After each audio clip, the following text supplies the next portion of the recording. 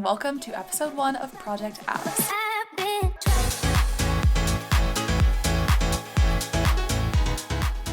I am so excited to be finally kicking off this series. I'm going to be taking you along on my journey to getting visible abs and showing you what it really takes for me to get there. I'm going to be super vulnerable and honest so that you can get a realistic idea of what it may take for you to achieve the same goal. I feel like we're in a weird space right now in terms of content creation around physique goals because obviously there are lots of people online who are shredded and have six packs, but there's also a lot of pressure to be a good role model and not create toxic content, which is great. But then I see these what I eat in a days from people who are really shredded and they say they're eating pizza and burgers and like over 3,000 calories a day. And I'm like, are you really? Trust me, I am all for encouraging balance and I love that we are going in that direction online. But I just wish people were more honest about what they are doing and what they've had to do to get to where they are in terms of their physique. So that's what I'm here to do today and throughout this series. In this video, I'm going to walk you through the full plan I'm following for the next 8 weeks to try and get visible abs, take you through a full day in my life on the new plan. First up, I have had my pre-workout coffee and matcha. I've procrastinated this workout long enough this morning. I need to stop making excuses and get it done, so I'm gonna go and do that.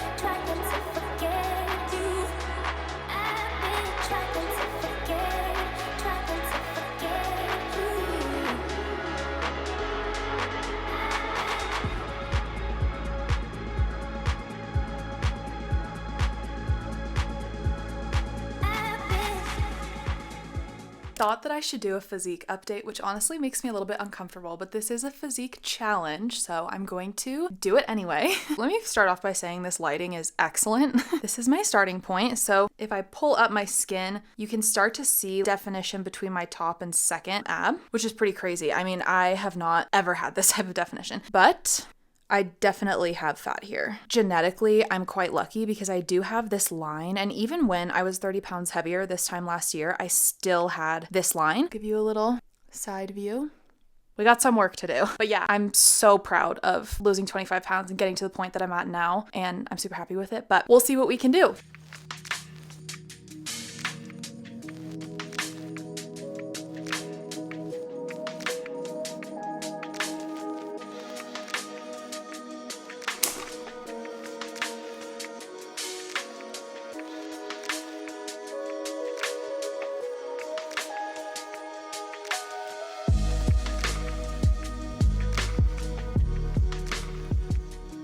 In the car, I'm about to go grocery shopping. I wanted to share some of my nutrition strategy for the next 8 weeks because nutrition is going to make up a huge part of my results for this challenge. First thing I like to do is make sure I'm not hungry going to the grocery store. I find it a lot easier to focus and be present when I'm not starving. The kind of phrase I've come up with to describe the way I approach this is once a week willpower. So I grocery shop once a week. I like to make sure that I am locked in, focused on getting foods that align with my goals when I go grocery shopping. That way I don't have unhealthy foods in the house and I'm not tempted by unhealthy foods I keep in my house all week long. If I get a bunch of treat foods at the grocery store and I keep them in my pantry, then I end up wasting willpower all week long trying to avoid these unhealthy foods that I bought. I try to always make sure I'm picking meals that I'm genuinely excited about and I love the taste of. I need to make sure I'm getting enough food. I have lots of healthy snacks. I have things prepped and ready to go and accessible. I'm gonna head to the grocery store. I will see you there.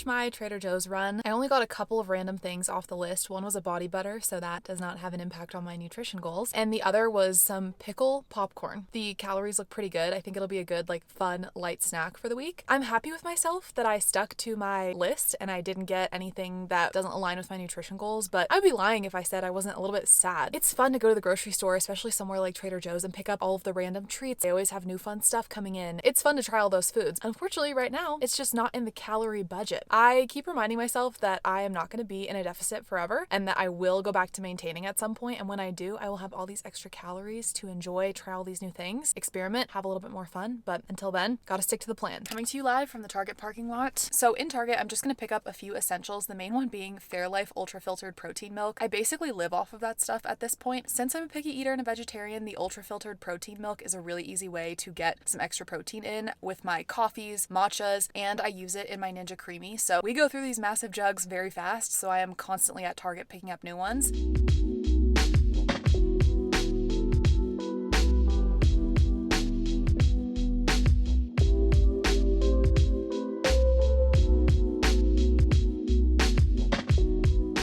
That ended up being kind of dumb because they were out of stock for a few of the other things I needed, so I basically just got lemonade and milk. And they were also out of the 2% milk, so I went with chocolate instead of regular 2%, so I'll just find a way to use that. I'm gonna head home. It's about to start raining, and I'm definitely gonna be sitting in some evening traffic, but I will talk to you when I get home.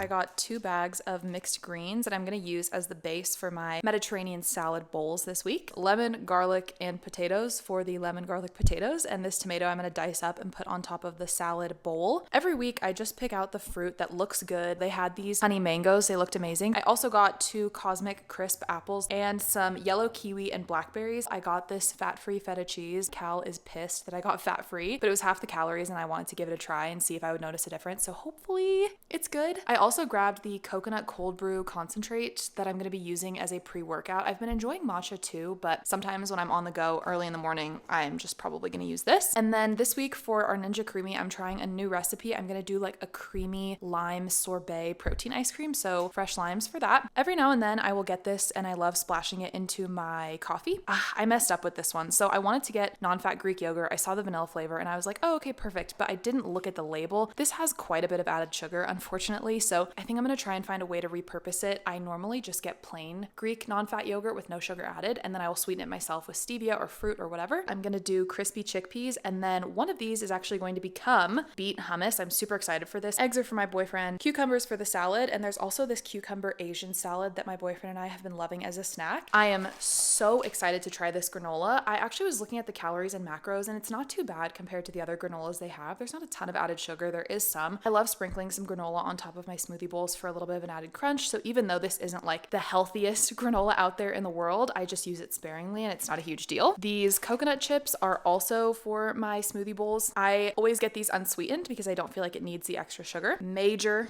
Fairlife Ultra Filtered Protein Milk. Not too shabby for a cup of whole milk that tastes amazing. You're getting 13 grams of protein and 150 calories. So that's excellent. This is not groceries, but Trader Joe's always has fun stuff like this, and I love their body butters. They're super cheap and really nice. This was my fun item of the week at Trader Joe's. Popcorn is high in fiber, usually pretty low calorie. My recent favorite Ninja Creamy topping has been these Ben & Jerry's snackables. They're in the frozen section at Target. They are incredible. I just portion them out, make sure to be careful with my portions, and I love these because the Ninja Creamy protein ice creams are pretty low calorie. They have really good protein. They're pretty healthy. I love topping them with these because they are so tasty. Last but not least, the Tropicana Zero Sugar Lemonade is really good. They actually don't use any artificial sweeteners in this, which is awesome. So they sweeten it with stevia. And just for reference, all of this cost about, let's see, $115? I think, yeah, $115. I wanted to give some more context and explanation behind why I want this goal. Like I'm sure many of you watching, I have had a goal to have visible abs for like, I think back in high school was the first time that I started thinking about this. I've never had visible abs in my whole life. This would be a first for me, which is part of the reason why it's so exciting and interesting to me. I want to know what it takes and I want to know what it feels like. So throughout the vlog, I've sprinkled in things I'm planning to do during the next 8 weeks, but I want to get into the details a little bit more. First thing we need to talk about is luck. We all know that it's pretty much luck of the draw where we tend to store our body fat. So different people will tend to store body fat in different areas of their body. I'm pretty lucky in this area, and I just want to be transparent about that. Even when I was 30 pounds heavier, I didn't carry most of my weight in my stomach. I carried it in like my back, my arms, probably my legs and hips as well, but my stomach is not the first place to gain weight necessarily. There are a lot of myths out there about getting abs that I thought we could just debunk right now. There are two factors that matter: body fat percentage and muscle development in the ab area. A sort of third factor is the luck we talked about earlier, where you tend to store your fat, but with enough hard work, you can overcome that luck. If you get to a low enough body fat percentage, it doesn't matter how you store your fat, you will eventually be able to get definition in that area. But an important thing to note is that if you have more muscle development in that area, you won't need to get to as low of a body fat percentage to actually see the muscle showing through. And although it would be super nice, unfortunately, there is not sufficient scientific evidence to support any method of spot reducing fat in the ab region. I wish that I could just wave a magic wand or do a certain type of exercise and get rid of the fat on my stomach while maintaining the fat in other areas of my body, like my legs and my glutes, but unfortunately it does not work that way. I did a ton of research planning out this challenge and my goals and setting up my calories and everything, so I want to give you some background on that in case you want to do this for yourself as well. Based on my research, on average, women tend to see ab definition pretty consistently at or below 20% body fat. This will of course vary from person to person based on the amount of muscle mass you have and where you store your fat. Right now, based on my measurements using an estimator, I'm at about 24% body fat. So I would need to lose another about 4% to get down to that point where I would have visible abs. This translates to about 6 pounds of fat. So I'm gonna set my goal for this challenge around 8 pounds to give myself a little bit of wiggle room. Here's the tricky thing. I have these estimates, I have all these calculations, I take my maintenance calories and I know how much weight I wanna lose and I can estimate everything out and I can track my calories perfectly. But I don't know exactly how much weight I'll need to lose to get visible abs because everybody is different. This could take weeks, it could take months. I do have a fun trip coming up in July where I'm gonna be in a swimsuit basically the entire time I'm on this trip. So I figured that would be a good kind of deadline to set for myself to try and get as defined as I can before that trip. I'm gonna do my best to do some damage between now and then. So today, as I'm filming this, it's May 24th, and that gives me about 8 weeks between today and that trip. So in order to lose about 8 pounds in the next 8 weeks, I would need to lose a pound a week. That is aggressive. So I calculated this, and that's gonna require me to be in a 20% deficit from my maintenance calories. So essentially, I calculate my daily maintenance intake, the amount of calories I can eat without gaining or losing any weight.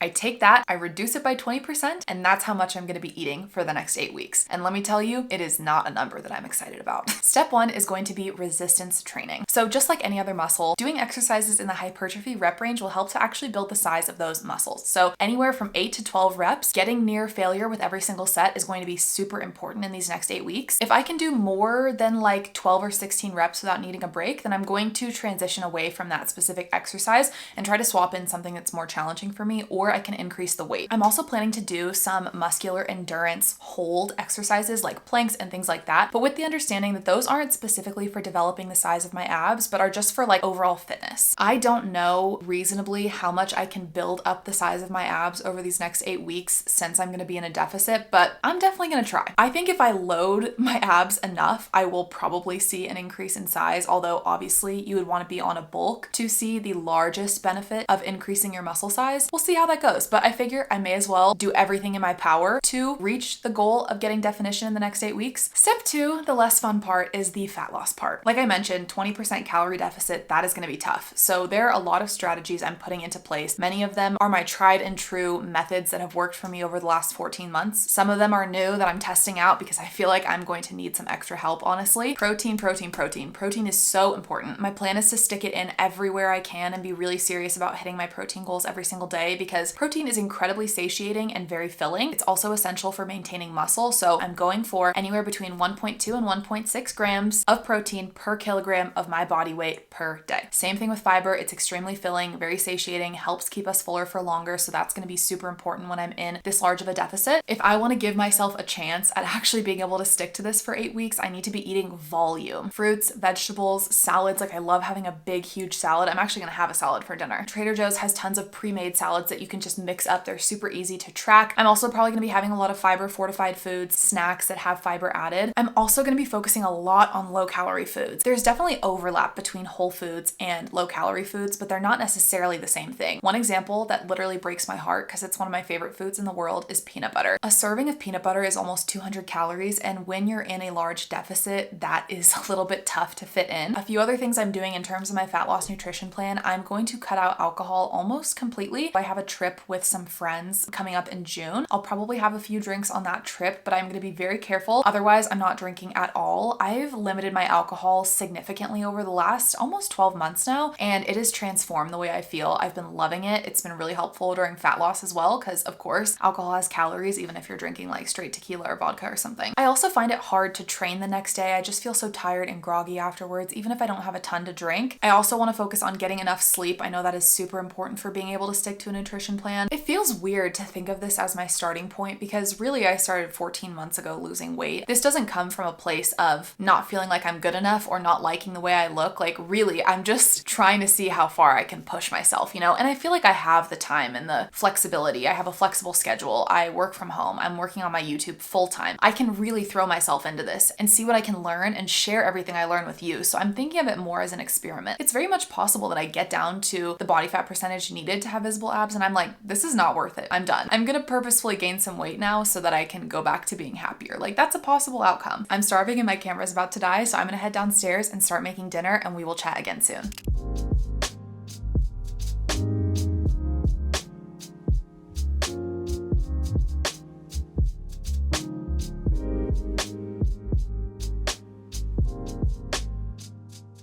This is protein mac and cheese I made for meal prep this week, and I was gonna dress it up for the video, but honestly, I'm just eating it straight out of this massive meal prep container, which is hilarious looking, but it's just the truth. I'm not gonna do an extra dish, especially when this is the dish situation already. Okay, I made a huge mistake, which actually brings me to my last tip or last thing I'm gonna focus on during the next 8 weeks, which is eating mindfully. I sat down to eat that mac and cheese and I ate it so fast, I barely even noticed that I was eating it. When you are in a calorie deficit, you really just can't afford to do that. So that is it for episode 1. I hope you enjoyed it. I hope maybe there was something you could take away from it. I'm so excited to be documenting these next 8 weeks and sharing everything that I learn along the way. So if you'd like to see more from me, make sure to subscribe. I upload new videos every 3 days and I will see you next time.